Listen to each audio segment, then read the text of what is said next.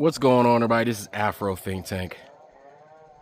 Today, I want to talk about the giant white man in the room that we never talk about as African Americans. You know how they say the elephant in the room?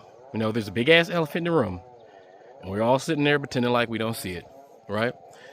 Well, for African Americans, and when it comes to our identity and how we identify ourselves, there's a giant white man in the room that we never talk about, right? And that's the shame African Americans carry because we were victims of grape by this evil, savage barbarian, this fat, disgusting, unhygienic Neanderthal that stole African children and raped them over 400 years. Okay, that's the giant elephant in the room. Is that when you think about the transatlantic slave trade, you also need to think about child sex exploitation over centuries at a commercial level, unabated by any authority. You're talking about centuries. You're talking about generations upon generations of white men who got away with and profited from the sex exploitation of our black women. And the fact that black men, for a time, had a difficult time protecting our own women from this sex exploitation during the transatlantic slave trade and during the subsequent slavery in America, Jim Crow, black codes, Reconstruction, all the way up to today, present time, where black women are still being sexually exploited and trafficked all around the world, mainly now by rich white Europeans, rich white European Americans, and rich Arabs, right? And the identity of African Americans, how we like to say that we're Indian. We always say, our grandmama said that we Indian. We take our information from our uneducated grandmas over science and data, because we're so ashamed as African Americans. We are so ashamed that we have that European DNA in us. The level of shame. Hello. Good afternoon. The level of shame that African Americans carry, that we have even the smallest amount of European DNA in us, is so dramatic that we will come up with anything to pretend like it didn't happen. We will call ourselves Native American. And to be honest, your grandmama and your great grandmama that told you that you was a Native American, the truth is she was ashamed that her mama was raped by a white man while walking down the street. She was ashamed that her grandmama was raped by massa on them plantations. She was ashamed that she had to birth the result of grape from that fat, ugly, disgusting, red-faced, unhygienic white slave owner, and that she had to birth out a child and rear that child and love that child. There is a generational shame. African Americans don't even claim the white side, that 11 to 20% that permeates within our DNA, that DNA that our African DNA battles. The DNA that we for generations have been trying to genetically remove by, doubling down or rebreeding with our own African brothers and sisters, right? We deny that whiteness in us. We don't recognize that whiteness as a heritage. There's no pride in that. It's a simple genetic reminder of what those savage barbarian Neanderthals did. So because of that, we have a lot of black women who carry a lot of shame. You're talking about centuries of shame. Your grandmama was ashamed. Your great grandmama was ashamed that she was raped by that fat white man. After that white man went from being master to being boss, because that's all that happened. They went from being called master to boss. When most of our black women were working in those domestic houses, the same houses we were slaves in, we were still working in those houses. Them same fields we were slaves in, we became sharecroppers, still worked them same crops, them same fields. We got treated slightly better slightly, barely, right? But the rape, still the same, right? So we rather cling to some fake Indian heritage than admit that our women were raped and our men couldn't do anything about it. Even our men were raped. And when I say men and women, we're really talking about children. We're not talking about men like myself. You think that fat, nasty, ugly white man was coming to get somebody like me who he had to fight, who he's afraid of? No. He came to get the little 10-year-old, the little 9-year-old, the little 14-year-old. We know white men's favorite pastime. We know their favorite criminal activity. And with cultural consistency throughout generations, the news will tell you what it is that white men like to do with children. This is not something I'm making up. This is not just some Afrocentric, hyperbolic shit talking on a high level. This is facts, okay? And the fact is, that white man in the room, who is our kin because of rape, holds such a high shame value with us that we would rather say that we weren't even slaves and we weren't even brought over here during the transatlantic slave trade, just to say we were here first, just to try to eliminate that blotch in our history, just to say it wasn't us.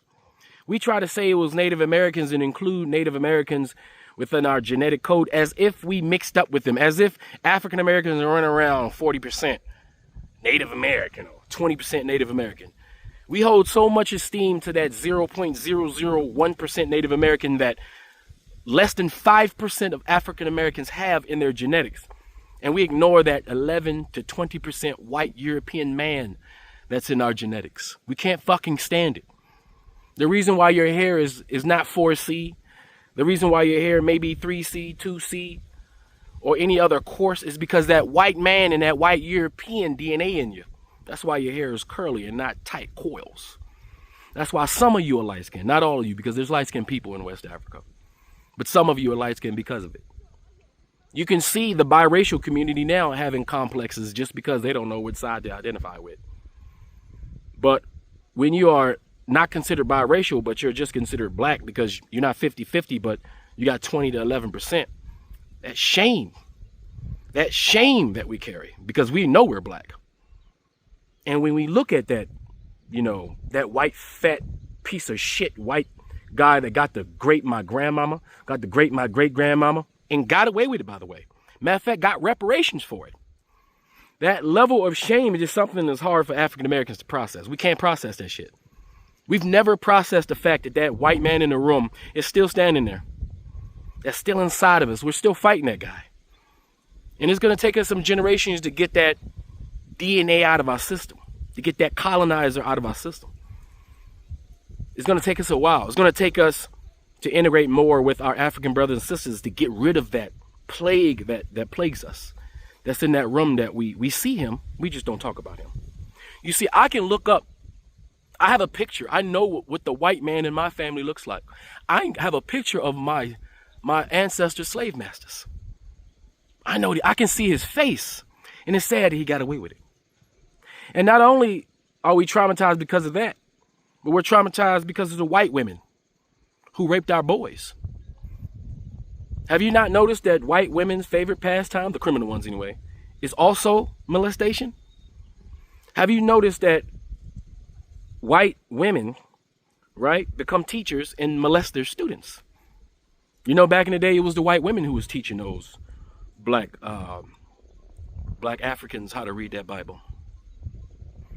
It was white women who was raping those 14-year-old, 13-year-old boys because, a black African boy had the aesthetics of a grown man. A black African boy was very attractive to those white women. They had the full body of an African god. And those white women used to play with us like toys until they got caught. And all of a sudden it was rape. And so after the black man would get raped, he would get lynched and get his private parts ripped off by that jealous white man who also was participating in the rape of more than likely that black man's sister and mother. You got to understand, right now we're in the age of social media and we're all shocked about the things Europeans do. But there was a time when there was no social media, there was no TV, there was no radio, there was no one to call. There was a time where, and this is when white people, thought America was great. Back when a white man and a white woman could just do anything that they want. And there was no TV to make them feel guilty. There was nothing to play it back for them to relive their savage, barbaric ways. There was barely any white people to hold them accountable for the things that they were doing. This was a whole society for hundreds of years that enjoyed the delectable delight of African people, all of our stuff and our people. And yes, it's about time for them it's about time for some payback, right? It's about time for some retribution. It's about time for the chickens to come home to roof. That's why I don't feel sorry for anything that's happening to Europeans. They deserve everything that they get. And unfortunately, the allies have to be collateral damage because they're unfortunately a part of that group, right? They're going to have some of them going to be collateral damage. And that's just the truth, right? Because the black man is standing up. The black woman is standing up. The black gods have woken up. And we're taking back what's ours. We're taking back our dignity, our pride, our position on this planet. We're going to do it. We've done it before. This is not the first time we've overwhelmed oppressors. It's not the first time. As Africans, we've overwhelmed several oppressors over thousands of years. We've battled many different humans with bad intentions over thousands of years. We've been down before. It's not the first time we've been down. This probably will be the last time that we've been down, though. This is going to be the last time. Trust and believe, because we're in a position to take over permanently. And we're going to do that. But we have to acknowledge that fat, ugly, red-faced white man in the room.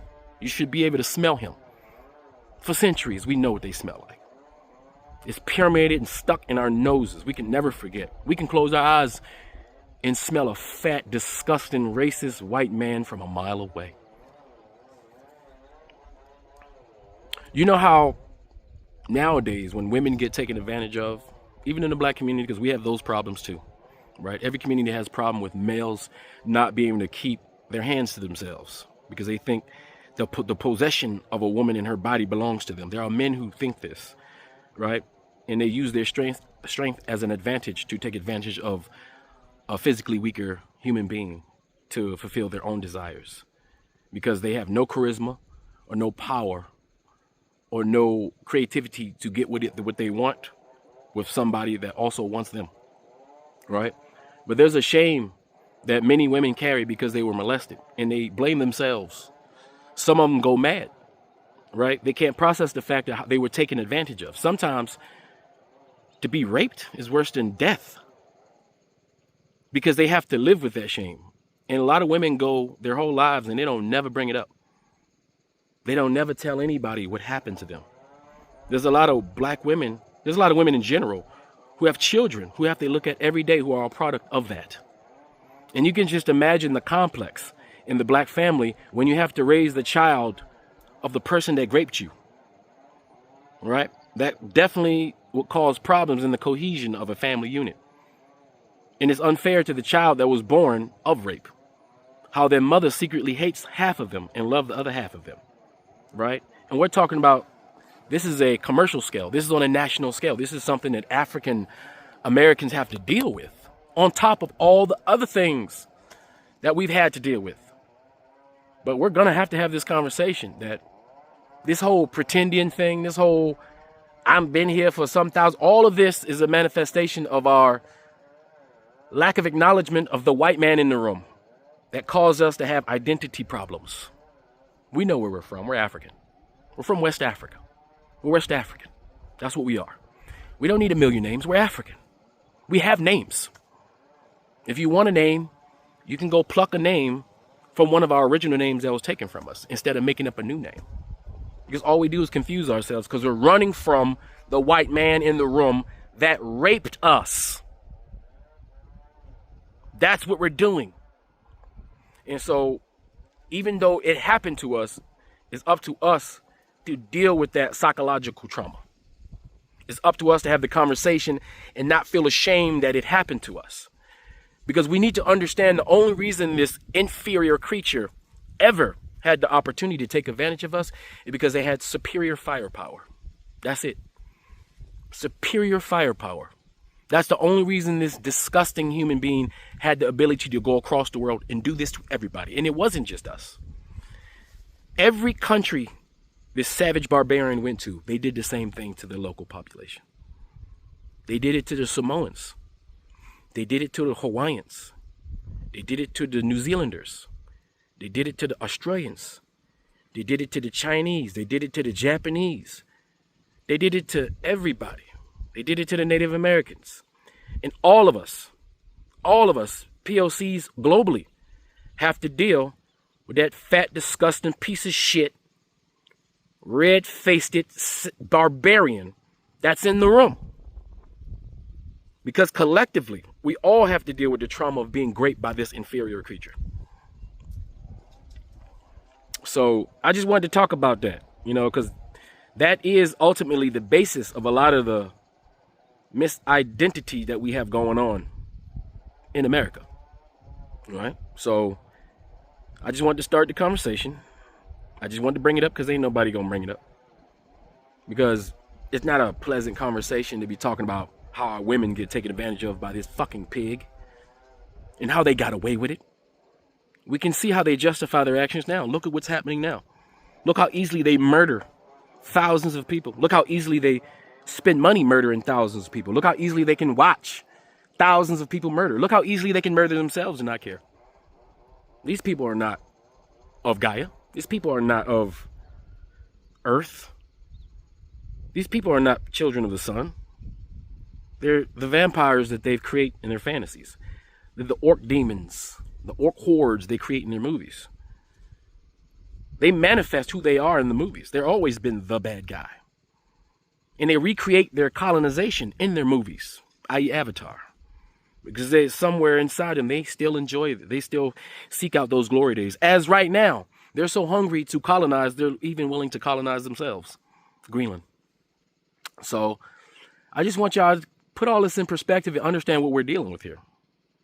In that we shouldn't be ashamed that there is a big, fat, disgusting white man in the room that we refuse to acknowledge. We need to handle that guy. Because we are strong enough to destroy that fat, disgusting white man that's in the room. We are strong enough to eliminate their history, to eliminate their progress, to eliminate anything that they've ever gained. And even though we can't hold those who got away with it for centuries accountable, their children will have to pay for it, one way or another. And that's just the law of nature. Unfortunately for them, their children will have to pay for it. Now, it won't be because we're going to do the same thing that they did to us. But one way or another, their offspring will pay for the things that their ancestors have done. That will happen. Because our ancestors speak and move through us. And they have one or two things to say and one or two things to do when it comes to that big, fat, disgusting, nasty Neanderthal white man that's sitting in the room. Anyway, tell me what you guys think in the comment section. It's Afro Think Tank. Learn something, teach something. I'm out. Okay, it says here, whatever horrors can be imagined in the transport of black slaves to America must be multiplied for black women who were often 1/3 of the cargo. Slave traders reported, I saw pregnant women give birth to babies while chained to corpses which our drunken overseers had not removed. Packed spoon fashion, they often gave birth to children in the scalding perspiration from the human cargo. On board the ship was a young Negro woman chained to the deck who had lost her senses soon after she was purchased and taken on board.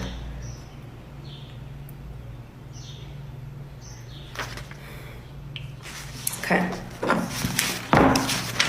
Here it says, a woman named Linda Brent, who escaped from slavery, told of another burden.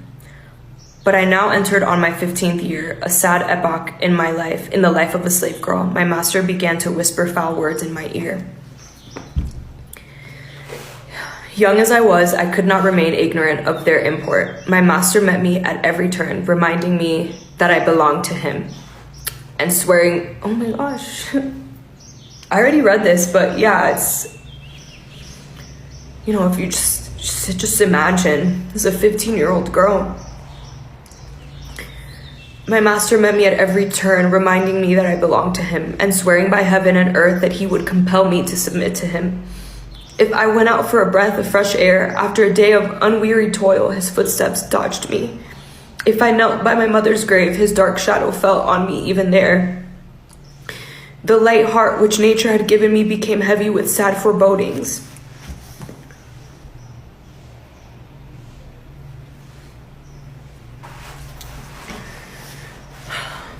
You know, these are the people that wrote, that had the ability to write. Think about the people who could not write, whose stories, whose traumas, whose experiences,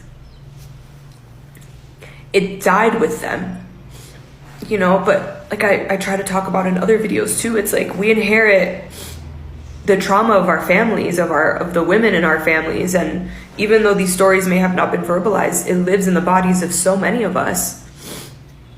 And this is so real, and this is it's just okay. Whew. Actually, let's move on to the next video, because yeah, let's talk about the women that came over on the Mayflower. I wish someone pointed this out, but as African Americans, right? Because I am Caribbean American, but I was raised as an African American. Like, that's all I know. That's all the culture I know. So I know my history as an African American. It is strange to me that we're having conversations about who's black enough and mixtures and white suckling the, of oppressors or whatever, when literally almost all of us have some type of European blood in us. And obviously we didn't choose that, and our ancestors didn't choose that because of slavery. But it's insane that we are trying to dictate who's black enough and who's this, when literally all of us have some type of whiteness in our DNA. So are we not black enough either? I'm confused. I don't know. Let's talk about white Americans having African trace ancestry in their DNA. Nearly 4% of European Americans have African ancestry. That's roughly 6 million people. Why are we ignoring this fact? My name is Hyunju. I'm half white, half Korean, and I have a PhD in history. In 2017, my DNA test showed I had 0.4% Angolan and Congolese ancestry and 0.4% Nigerian ancestry. This means I have an ancestor from the past 6 to 7 generations from my Virginian birth father's side of the family. Joanna Mountain of 23andMe called it hidden African ancestry. But why, I asked myself, was it so hidden? The answer lies in America's inability to reckon with its history and chattel slavery. My ancestor lived during the 1800s. She was no doubt raped. No one wants to admit that at a family gathering, but it's the truth. A 2014 article in science.org showed that generally African and Native American ancestors were women. So my ancestor and her children and their children and so on probably remained enslaved for a long time. If you had a single African ancestor, you were black and therefore enslaved in perpetuity. A very visible example of this is, believe it or not, Walter White. His parents were enslaved, but because he looked white, he could conduct covert, although still very dangerous, investigations. And Mary, from the popular movie Sinners, also represents mixed people who looked white enough to pass. There was always great risk in passing, as the movie hints, because at the end of the day, you were still black and you could still be lynched. For more on the consequences of passing, read The Autobiography of an Ex-Colored Man or watch the 2021 movie called Passing. See, race is really slippery, but white supremacy depends on rigidity. So white supremacist Craig Cobb agreed to take a DNA test to show his racial purity, and surprise, surprise, he had 14% African ancestry.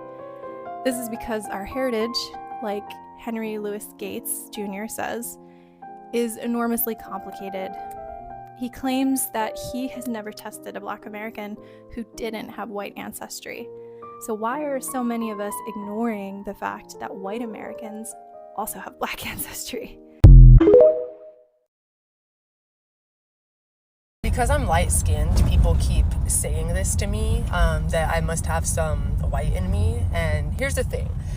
I don't have any white grandparents or great-grandparents. So do you know what that means? That means that if I do have white in me, it means that my ancestors who were enslaved were raped. So this is not the flex that anybody, it's not the take that anybody thinks it is. It's 100% possible. History and genetics both back it. Genetic studies, like those in the American Journal of Human Genetics, show African Americans on average have about 17 to 24% European ancestry. Most of that came through male ancestors, meaning white men fathering children with enslaved black women. And here's the hardest truth. Those women had no legal right to say no. They weren't considered human, they were just property, and that's how this happens so often. Historians estimate that 80 to 90% of US-born African Americans have at least one white enslaver in their family tree, and genetics confirms it. Mark Shriver found that 58% have at least one European great-grandparent. Of course, not everyone has submitted DNA, so these are estimates based on large-scale studies and historical record. So it's not just possible, it's overwhelmingly likely. The DNA confirms what history already documented. Black people filling out the census. Let's see. I think I got some French. The white people just check. White. Yeah. And they finished that. And I think I got some, well, let's see. Now, grandmother said we